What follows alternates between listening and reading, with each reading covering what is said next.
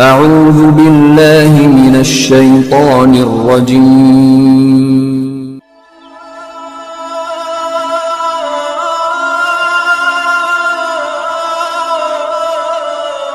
بسم الله الرحمن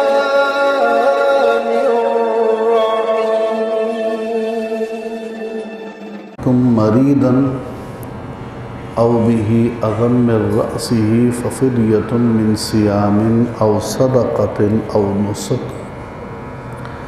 فإذا أمنتم فمن تمتع بالعمرة إلى الحج فما استيسر من الهدي إلى آخره۔ آج درس قرآن میں سورہ بقرہ کی آیت نمبر 196 سے ہماری ابتدا ہے، اور اس آیت مبارکہ میں اللہ تبارک و تعالی نے حج کا اور عمرے کا نہ صرف یہ کہ ذکر فرمایا ہے بلکہ اس کے مسائل بھی بعض بیان کیے ہیں۔ حج ایک اہم ترین عبادت ہے اور عمرہ بھی ایک عبادت ہے، اور جتنی عظیم عبادت ہے حج، اتنی ہی اس کی نزاکت بھی ہے۔ لہذا آج کثرت سے الحمدللہ ہمارے یہاں لوگ حج کرنے کے لیے جاتے ہیں، عمرہ کرنے کے لیے جاتے ہیں، تو انہیں چاہیے کہ حج اور عمرہ جو ہے اس کا مکمل طریقہ جو ہے جانے سے کئی ہفتے پہلے اچھی طرح سے یاد کر لیں، کہ جس طرح سے نماز کے اندر غلطی ہو جائے تو سجدہ سہو ہے، اور کوئی واجب جان بوجھ کر چھوٹ جائے تو پھر نماز کا لوٹانا واجب ہے، اسی طرح سے حج میں اگر کوئی غلطی ہو جائے تو کئی مقامات پہ دم واجب آتا ہے، اور دم کہتے ہیں قربانی، یعنی جانور کو جو گناہ ہوا ہے، جو خطا ہوئی ہے، اس کے عوض میں جانور کو ذبح کرنا۔ تو لہٰذا آج اس کی کثرت سے جو ہے ہمارے یہاں قلت ہے کہ معتمرین جو ہوتے ہیں، حجاج جو ہوتے ہیں، وہ حج کرنے کے لیے جاتے تو ہیں ہزاروں لاکھوں روپے خرچ کر کے، لیکن اس کے طریقہ کار اور مسائل سے آشنا نہیں ہوتے۔ اللہ تبارک و تعالیٰ کا ارشاد ہے وَأَتِمُّ الْحَجَّ وَالْعُمْرَةَ لِلَّهِ، حج اور عمرہ مکمل کرو اللہ کے لیے۔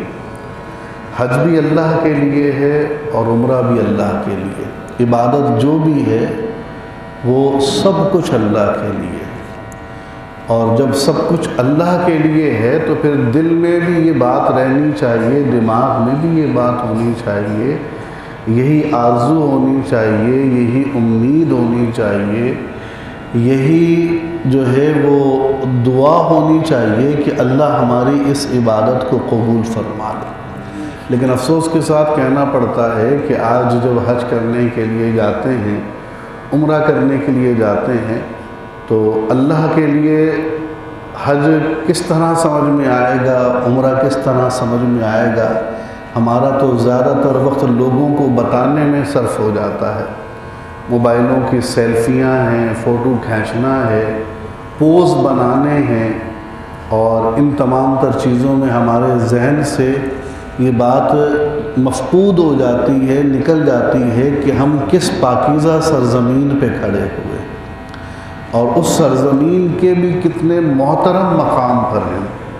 ایک تو سرزمین ہی پاکیزہ ہے، حرم مکہ مکرمہ، مدینہ طیبہ، اور پھر اس میں بھی کعبۃ اللہ میں، مسجد نبوی میں، صفا و مروہ میں، میدان عرفات میں، مسجد نمرہ میں، ان تمام تر مقامات پہ جاتے ہیں، لیکن زیادہ تر وقت جو ہوتا ہے وہ لوگوں کو بتانے میں صرف ہو جاتا ہے کہ ہم یہاں بھی گئے تھے، یہاں بھی گئے تھے، فوٹو کھینچتے ہیں، پوز بنتے ہیں۔ تو یہ اللہ کے لیے کیسے ہوگا؟ یہ اللہ کے لیے تو شکر کیجئے کہ ابھی صرف حج میں ہی لوگوں کی جو ہے نا وہ یہ کیمرے وغیرہ چلتے ہیں، ابھی نمازوں میں نہیں آئے۔ اگر نمازوں میں ہی آ گئے تو پھر تو نمازوں کا کیا حال ہوگا بھائی؟ ابھی تو نمازوں میں نہیں آئے، ورنہ لوگ نماز بھی بتانا شروع کر دیں۔ یا شاید ہو سکتا ہے کہ نماز پڑھنے کے لیے جو ہے وہ لوگوں کو دکھا دینا کافی ہو جائے۔ تو بہرحال دکھاوے کا یہ عمل جو ہے ہمیں ختم کرنا پڑے گا۔ اور یہاں پہ اللہ تبارک و تعالیٰ نے للہ کہہ کر جو ہے اس بات کی وضاحت فرما دی کہ عبادت اللہ کی خاطر ہونی چاہیے، اگر اجر و ثواب اللہ سے چاہیے۔ فَإِنْ أُحْصِرْتُمْ فَمَا اسْتَيْسَرَ مِنَ الْهَدْيِ۔ اب یہاں پر ایک مسئلہ یہ ہے کہ اگر کوئی شخص ایسا ہے جو حج یا عمرے کے لیے چلا ہے اور یا تو دشمن انہیں جانے نہیں دیتا، یا کوئی مرض روک لیتا ہے، یا کوئی بیماری کے علاوہ کوئی ایسا عذر پیش آ جاتا ہے جو اب وہ حج نہیں کر پائے گا، عمرہ نہیں کر پائے گا، تو اس کو کیا کی اب وہ کیا کرے گا؟ تو اس کو کہتے ہیں احصار، اس کو کہتے ہیں احصار۔ اور احصار کا معاملہ اگر کسی کے ساتھ ہو، معتمر کے ساتھ یا حاجی کے ساتھ، تو اس مسئلے کو یہاں پر جو ہے بیان کیا جا رہا ہے کہ فَمَا اسْتَيْسَرَ مِنَ الْهَدْيِ۔ امام اعظم ابو حنیفہ علیہ رحمہ کے یہاں وہ شخص جو ہے جس مقام پر اسے یہ عذر پیش آیا، یعنی جہاں پہ اسے روک دیا گیا یا جہاں پر وہ بیمار پڑ گیا، آگے جانے کی سکت نہیں، یا کوئی اور عذر پیش آیا کہ اب آگے نہیں جا سکتا، تو کسی کے ذریعے سے اپنا جانور قربانی کا جو ہے وہ حرم تک پہنچا دے، قربان گاہ تک پہنچا دے، اور جب اسے یقین ہو جائے، اس بات کا اطمینان ہو جائے کہ میرا جانور جو ہے وہ حرم پہنچ گیا ہے، قربان گاہ میں چلا گیا ہے، وہاں ذبح ہو چکا ہے، تو اب احرام کھول دے اور سر منڈوا لے۔ اب احرام کھول دے اور سر منڈوا لے۔ وَلَا تَحْلِقُوا رُؤُوسَكُمْ حَتَّى يَبْلُغَ الْحَدْيُ مَحِلَّهُ۔ اور اللہ فرماتا ہے کہ اپنے سروں کو نہ منڈواؤ جب تک قربانی کا جانور قربان گاہ تک نہ پہنچے، یعنی جب تک قربان گاہ تک قربانی کا جانور نہیں پہنچتا تو اس وقت تک جو ہے وہ احرام بھی نہیں کھولا جائے گا اور سر بھی نہیں منڈوایا جائے گا، بلکہ انتظار کیا جائے گا۔ فَمَنْ كَانَ مِنْكُمْ مَرِيضًا أَوْ بِهِ أَذًى مِّن رَّأْسِهِ فَفِدْيَةٌ مِّن صِيَامٍ أَوْ صَدَقَةٍ أَوْ نُسُكٍ۔ اگر کوئی شخص ایسا ہے کہ جو بیمار پڑ گیا یا پھر اس کے سر میں تکلیف ہے، سر میں زخم ہو گئے، سر میں جوئیں پڑ گئی ہیں بہت زیادہ، یا اسی طرح کا کوئی ایسا معاملہ ہو گیا ہے، تو اب وہ کیا کرے؟ سر تو نہیں منڈوا سکتا، اب وہ سر نہیں منڈوا سکتا، تو اگر کوئی سر نہ منڈوا سکے تو اب وہ کیا کرے؟ فرمایا ففدیہ، اب وہ فدیہ ادا کرے۔ فدیہ کیا ہے؟ من صیام او صدقۃ او نسک۔ یہ تین آپشن اللہ رب العالمین نے دیے، یا تو روزہ رکھے یعنی روزے رکھے، یا صدقہ کرے، یا پھر قربانی کرے، جس کو دم کہا جاتا ہے۔ جب بھی آپ حج کے مسائل، قربانی عمرے کے مسائل پڑھیں گے تو اس میں آپ اس چیز کو بار بار پڑھیں گے کہ دم واجب ہوتا ہے، اور دم سے مراد قربانی یعنی جانور کا ذبح کرنا ہے گا۔ فَإِذَا أَمِنْتُمْ، جب اطمینان ہو جائے، فَمَنْ تَمَتَّعَ بِالْعُمْرَةِ إِلَى الْحَجِّ فَمَا اسْتَيْسَرَ مِنَ الْهَدْيِ۔ اللہ رب العالمین فرماتا ہے تو جو حج سے عمرے کو ملانے کا فائدہ اٹھائے۔ اب یہاں حج کی ایک قسم بیان کی گئی ہے۔ حج کی تین قسمیں ہیں، ایک ہے حج افراد، ایک ہے حج قران، اور ایک ہے حج تمتع۔ حج افراد جو ہے وہ بالخصوص ان لوگوں کے لیے ہے جو وہاں کے باسی ہیں، جو مکہ مکرمہ کے باسی ہیں، اور حج تمتع، حج قران جو ہے وہ ان سے باہر کے لوگوں کے لیے ہے۔ اور اس میں کیا ہے کہ حج قران یہ ہے کہ حج اور عمرہ جو ہے دونوں کا احرام ایک ساتھ باندھا جائے، حج اور عمرے دونوں کا احرام جو ہے وہ ایک ساتھ باندھا جائے، یعنی عمرہ کرنے کے بعد احرام کھلے گا نہیں جب تک حج مکمل نہ ہو جائے، اور یہ بہت مشکل ہے کیونکہ پابندیاں ہیں، اس میں بہت ساری پابندیاں ہیں، وہ آپ حج کی کتابوں میں پڑھیں گے۔ تو اب چونکہ پابندیاں ہیں اور مشکل معاملہ ہے تو پھر اس کا اجر و ثواب بھی زیادہ ہے، اس کا اجر و ثواب بھی زیادہ ہے۔ حج تمتع کیا ہے؟ تمتع کہتے ہیں کسی چیز سے فائدہ اٹھانا۔ تو حج تمتع یہ ہے کہ پہلے عمرے کا احرام باندھا جائے، ٹھیک ہے، میقات جیسے ہمارے یہاں جو ہے وہ یہاں سے روانگی پر ہی احرام باندھ لیتے ہیں، ہوائی جہاز سے جاتے ہیں تو پہلے پانی کے جہاز سے جاتے تھے تو احرام باندھ کے نہیں جاتے تھے، راستے میں میقات آتی تھی تو وہاں اعلان ہو جاتا تھا، پھر لوگ جو معتمر ہوتے تھے، حاجی ہوتے تھے، وہ احرام باندھ لیا کرتے تھے۔ لیکن اب جو ہوائی جہاز کے معاملے میں یہی سے احرام باندھ کے جاتے ہیں، تو پہلے عمرے کا احرام باندھے، وہاں جائیں، عمرہ کریں اور احرام کھول دیں، احرام کھول دیں، احرام اتار دیں اور سر کو حلق کروا لیں، یعنی منڈوا لیں۔ اب اس کے بعد دوبارہ سے حج کا احرام باندھیں گے۔ تو اس میں کیا ہوتا ہے کہ جب عمرہ کر کے احرام کھول دیا تو اب اس کی پابندیاں نہیں رہتی، اس کی پابندیاں نہیں رہتی ہیں، وہ پابندیاں بہت زیادہ نازک ہیں گی۔ تو اس چیز کو کہتے ہیں حج تمتع۔ تو یہاں اس قسم کو ہی اللہ تبارک و تعالی نے ذکر فرمایا، فمن تمتع بالعمرۃ، جو عمرے سے حج کا فائدہ اٹھانا چاہے، فمستیسر من الہدی، تو اس پر قربانی ہے جس طرح اسے میسر آ جائے، جیسی سہولت ہو ویسی وہ قربانی کر لے، جیسے اسے سہولت ہو ویسی وہ قربانی کر لے۔ فمن لم یجد فصیام ثلاثۃ ایام فی الحج وسبعۃ اذا رجعتم، اور جسے جو ہے وہ قربانی میسر نہ آئے تو اب وہ کیا کرے، وہ 3 روزے رکھے حج کے دنوں میں اور 7 روزے اپنے گھر واپس آنے پر رکھے، 3 روزے وہاں رکھے اور 7 روزے اپنے گھر واپس آ کر رکھے۔ یہ کیا، تلک عشرۃ کاملہ، یہ 10 روزے ہو گئے۔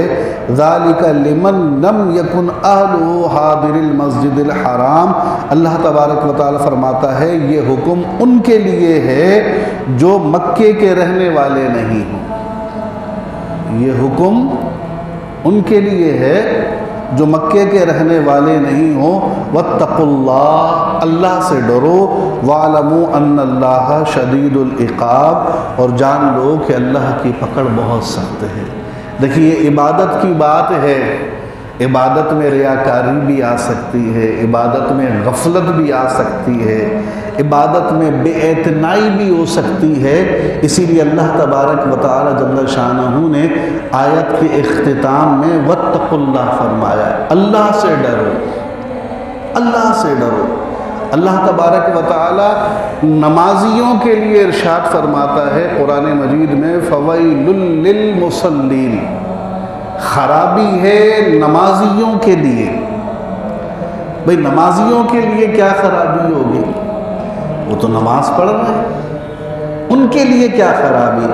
اللہ فرماتا ہے الذین هم عن صلاتهم ساہون، جو نمازوں کو بوجھ سمجھتے ہیں، جو نمازوں پڑھتے تو ہیں لیکن بوجھ سمجھ کر نماز پڑھتے ہیں۔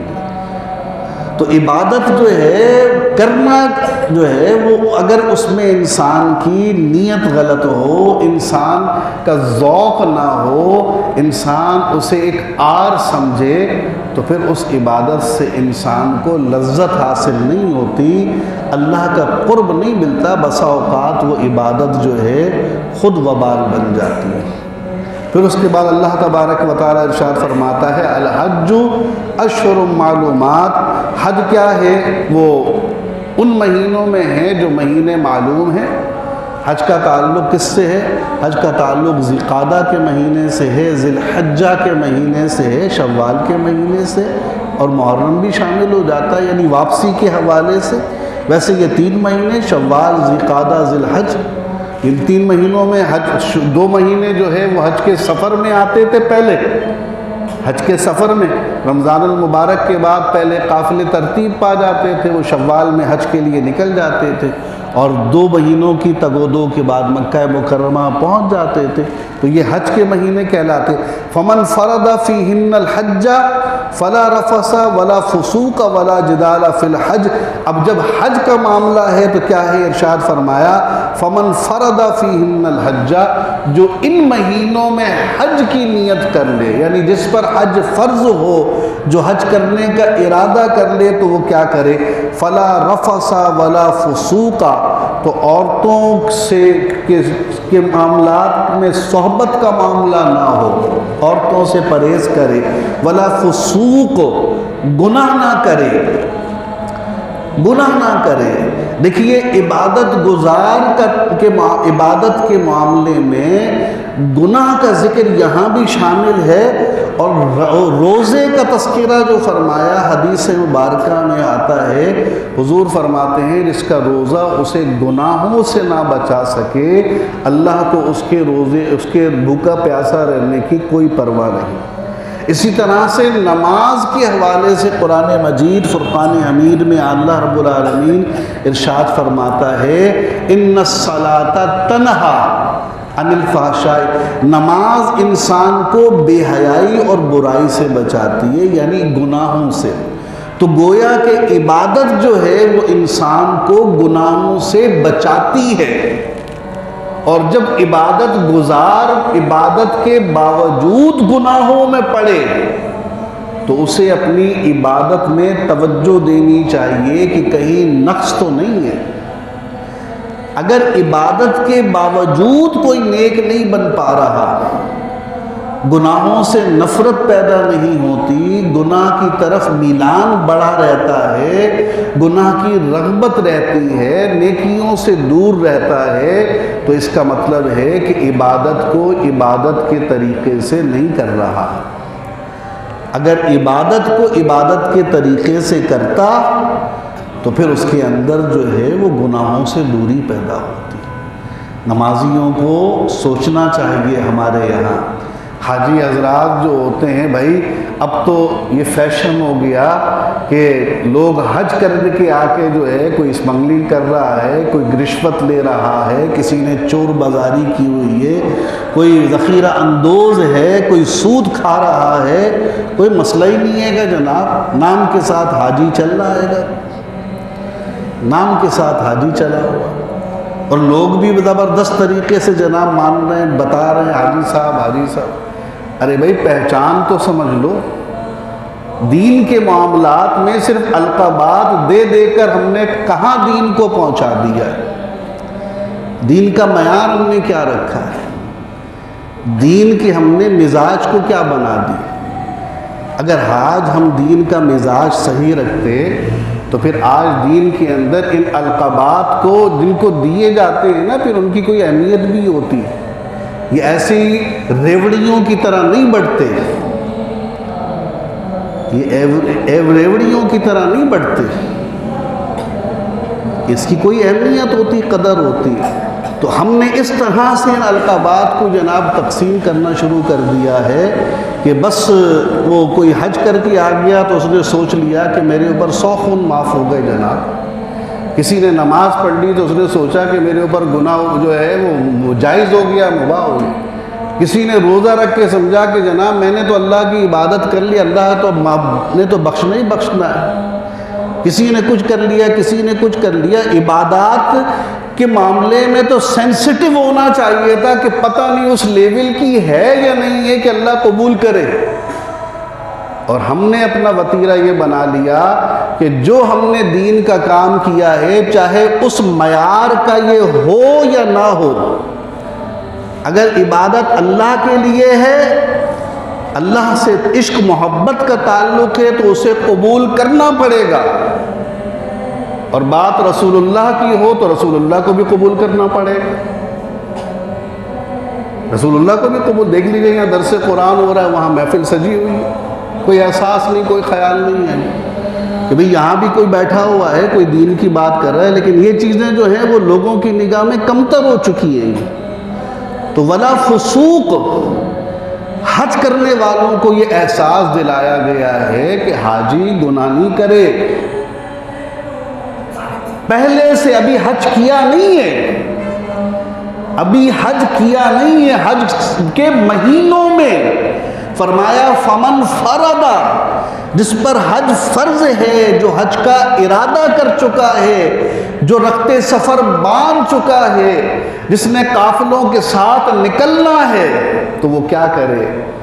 تو وہ اپنے آپ کو نفسانی خواہشات جو انسان کے سر پر جانوروں کی طرح سے سوار ہوتی ہے، یعنی عورتوں کے معاملات، کیونکہ نازک جگہ پہ جا رہے ہو نا بھائی، یہاں تک تو چلے گئے، رہ گئے معاملات، مسجد میں نماز پڑھنے آئے تو صرف مرد ہی مرد تھے، دنیا کے معاملات میں خواتین اور مردوں میں پارٹیشن تھی، لیکن اب جہاں جا رہے ہو یہ راہ حق ہے، سنبھل کے چلنا، یہاں ہے منزل قدم قدم پر، یہ راہ حق ہے، سنبھل کے چلنا، یہاں ہے منزل قدم قدم پر۔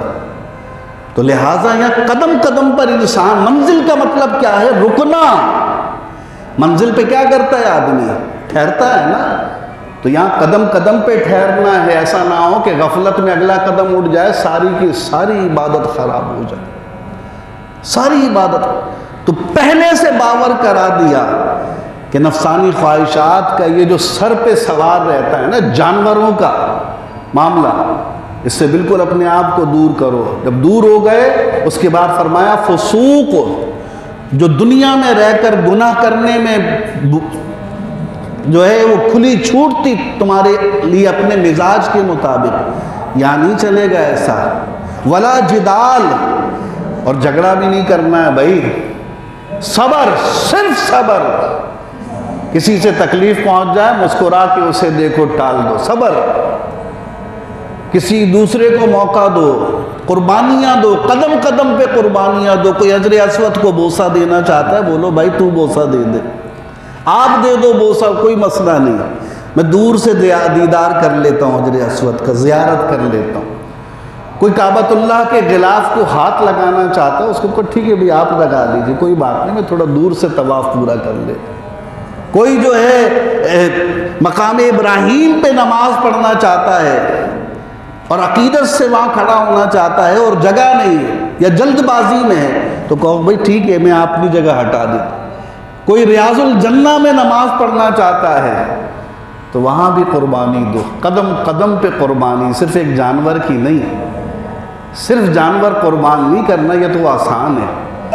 یہاں اب ہر وقت لبیک اللہم لبیک کہہ کر اللہ کو بار بار اللہ کی بارگاہ میں عرض کرو، اے اللہ میں حاضر ہوں، میں گم نہیں ہوا، میں تجھے بھولا نہیں ہوں، میں نے تجھے فراموش نہیں کیا، میں قدم قدم پہ تجھے یاد کر رہا ہوں۔ لبیک اللہم لبیک لبیک لا شریک لک لبیک، کیونکہ اے رب تیرے ساتھ میں کسی کو شریک نہیں ٹھہراتا۔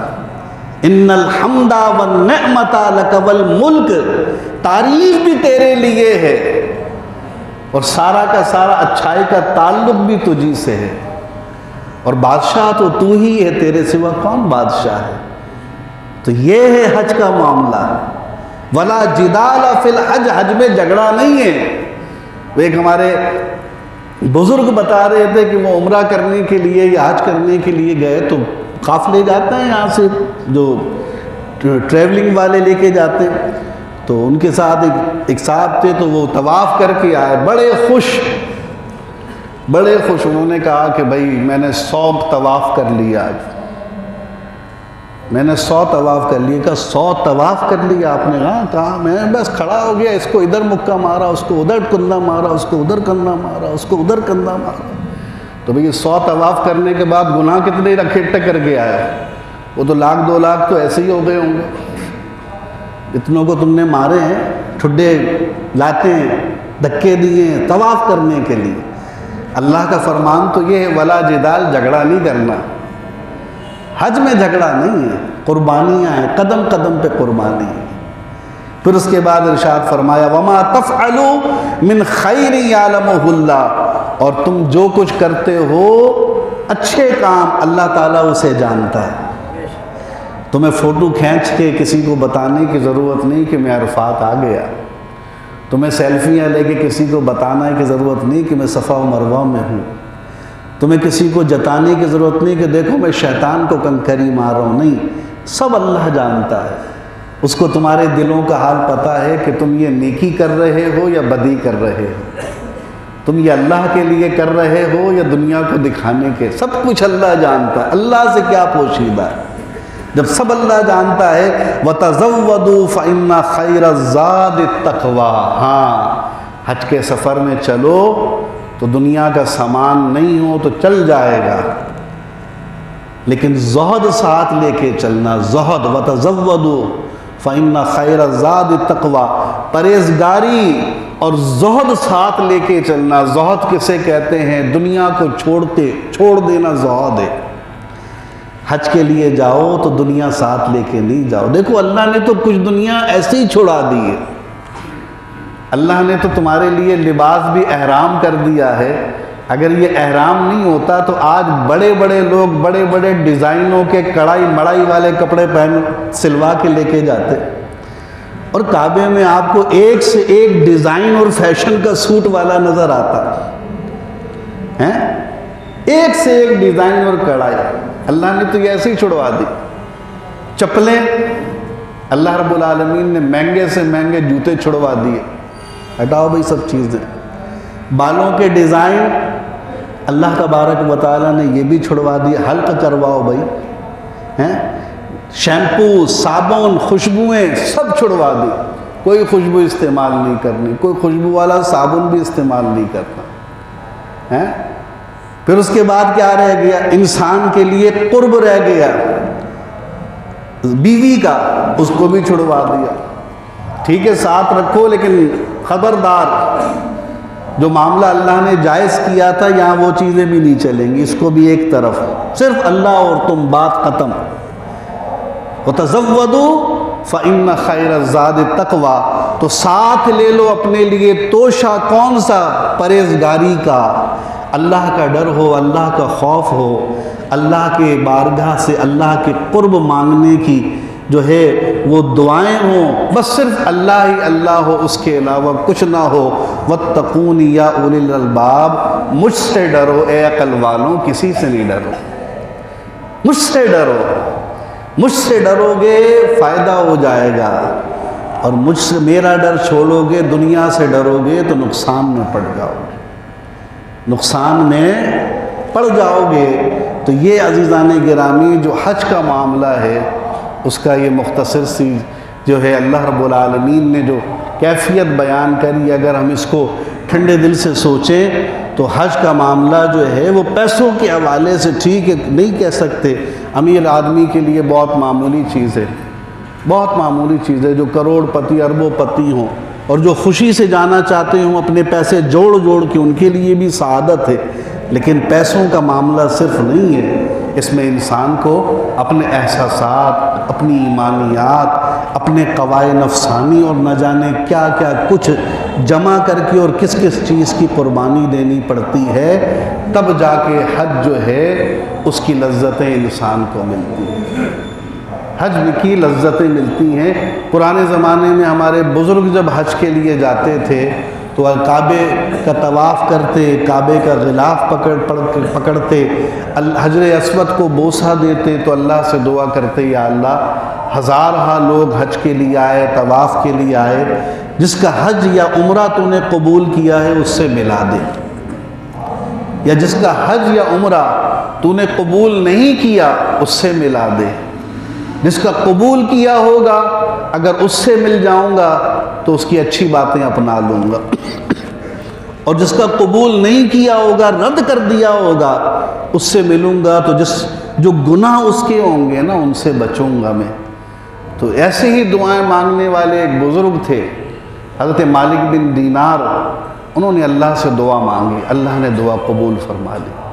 جب سوئے تو اللہ نے الہام فرمایا کہ ایک شخص یحییٰ نام کا قافلے میں اس کا حج اللہ نے قبول نہیں کیا، اس کا حج اللہ نے قبول نہیں کیا۔ اب اس کو ڈھونڈتے ڈھونڈتے پہنچے، پتہ چل گیا کہ بھئی اس قافلے میں ایک شخص آیا ہے۔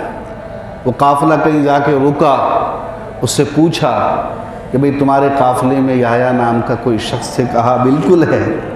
کہا کہ کیسا ہے؟ لوگوں نے کہا کہ ہم تمام لوگوں میں اس سے زیادہ نیک کوئی نہیں ہے، سب سے زیادہ نیک ہے، کم گو ہے، تقلیل کلام، تقلیل طعام، تقلیل منام کرتا ہے، کم کھاتا ہے، کم سوتا ہے، کم بولتا ہے، لوگوں سے الگ تھلگ رہتا ہے، اور ہم سے زیادہ نیک ہے وہ۔ کہا کہ وہ اس وقت کہاں ہے؟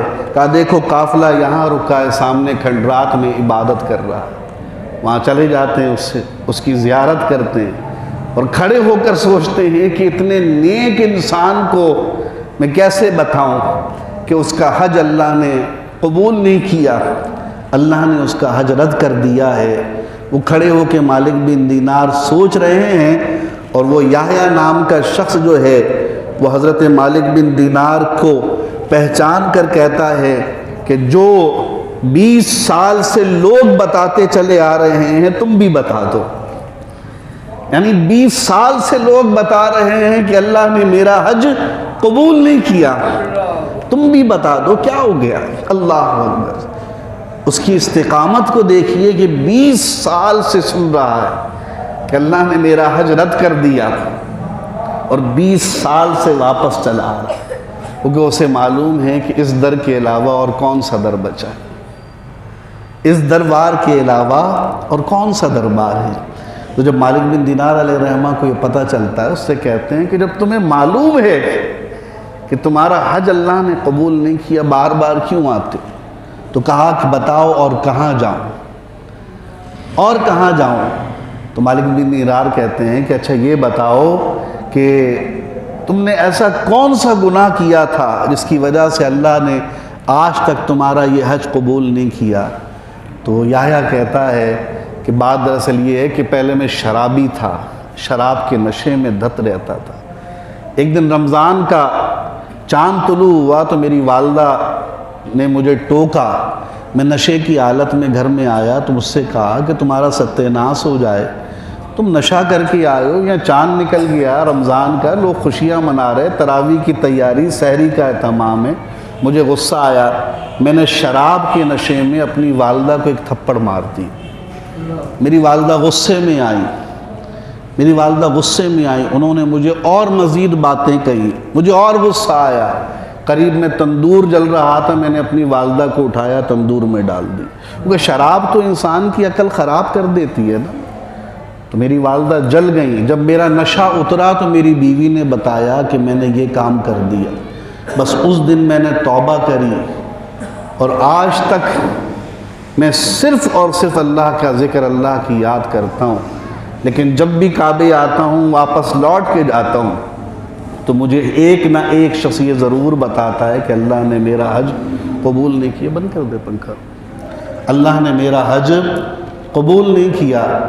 تو حضرت مالک بن دینار کہتے ہیں کہ تم ایسے ہی انسان ہو کہ اللہ تمہارا حج قبول نہ کرے، ہونا یہی چاہیے تمہارے ساتھ۔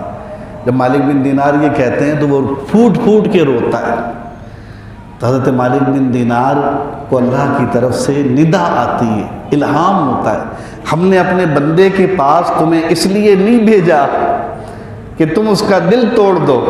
اللہ اکبر، جس کا حج اللہ قبول نہیں کر رہا 20 سال سے، اس سے محبت اللہ کی کیا ہے؟ اللہ اپنے بندے مالک بن دینار سے کہتا ہے کہ ہم نے تمہیں مالک بن دینار یحییٰ کا دل توڑنے کے لیے نہیں بھیجا، لہٰذا جب اس کا دل توڑا ہے تو اب جوڑ بھی دو، اور اسے کہو کہ ہم نے تمہارے سارے گناہ بخش دیے، بروز محشر تم ہمارے کسی گناہ کی وجہ سے جہنم میں نہیں جاؤ گے، سوائے یہ کہ تم نے اپنی ماں کے ساتھ جو زیادتی کی تھی اس کی پاداش میں تم جہنم میں جاؤ گے۔ ہاں اگر تمہاری ماں نے بھی تمہیں معاف کر دیا تو اللہ تبارک و تعالیٰ تمہیں جنت میں داخل فرما دے گا۔ تو یہ جدال جو کہا ہے نا، جدال کہ لڑنا نہیں ہے، یہ انسانوں کے حقوق ہیں۔ انسانوں کے حقوق انسان ہی معاف کریں گے، اللہ معاف نہیں کرے گا۔ ایسا نہیں کہ وہ کر نہیں سکتا، اس نے یہ حقوق انسانوں کو انسانوں کے سپرد کیے ہیں، سپرد کیے۔ درود شریف پڑھیں، اللہم صلی علی سیدنا مولانا محمد وعلی آلہ وصحبہ وبارک وسلم، صلاۃ و سلاما علیک یا سیدی یا رسول اللہ وعلی آلہ وصحابک۔ اس نے یہ حقوق انسانوں کو انسانوں کے سپرد کیے ہیں۔ تو اسی لیے ان گناہوں سے صرف ایسا نہیں کہ حج میں بچیں، بلکہ عام دنوں میں بھی اپنی ذات سے انسانوں کو تکلیف نہیں دیں۔ نمازوں میں لوگ صفوں میں جو ہے وہ آگے آ جاتے ہیں، جمعے کی نماز میں پھلانگ کے آتے ہیں، راہ چلتے ہوئے لوگوں کو جو ہے دھتکارتے ہیں۔ اس طرح بہت سارے معاملات ایسے ہیں ہم انسانوں کو تکلیفیں دیتے ہیں۔ بھی قربانی آ جائے گی، لوگ اپنے جانوروں کی نمائش کرنے کے لیے سڑکوں پر روڈوں پر پھریں گے، کتنے انسانوں کو تکلیف اس سے ہوگی۔ تو انسانوں کو تکلیف دینا اللہ کو پسند نہیں، اللہ کی مخلوق ہے۔ اللہ تبارک و تعالی ہمیں عمل کی توفیق عطا فرمائے۔ وما علیہ الا البلاغ المبین۔ بسم اللہ الرحمن الرحیم، صلی اللہ علی حبیبہ محمد وآلہ وصحابہ وسلم۔ باری تعالیٰ یا رب العالمین ہمارا یہ درس اپنی بارگاہ میں قبول فرما۔ باری تعالیٰ یا رب العالمین ہمارے یا رب العالمین عقائد، نظریات، اعمال کی اصلاح فرما دے۔ الہ العالمین ہمارے اندر سے فسق و فجور کی عادتیں نکال دے۔ باری تعالیٰ ہمارا خاتمہ بالخیر فرما۔ الہ العالمین مولا کریم ہمیں ہر نیک کام تیری رضا کے لیے کرنے والا بنا۔ ہمیں خود نمائش، خود ستائش سے، خود نمائی سے بچا لے۔ باری تعالیٰ ہمیں ریاکاری سے بچا لے۔ الہی ہمارے جتنے بھی بھائی اس درس میں شریک ہیں، باری تعالیٰ سب کی مغفرت فرما، اور دنیا اور آخرت میں ہم سب کو اس درس کی بدولت عزت کا مقام نصیب فرما۔ وصلی اللہ تعالی علی خیر خلقہ محمد وآلہ وصحبہ اجمعین برحمتک یا ارحم الراحمین۔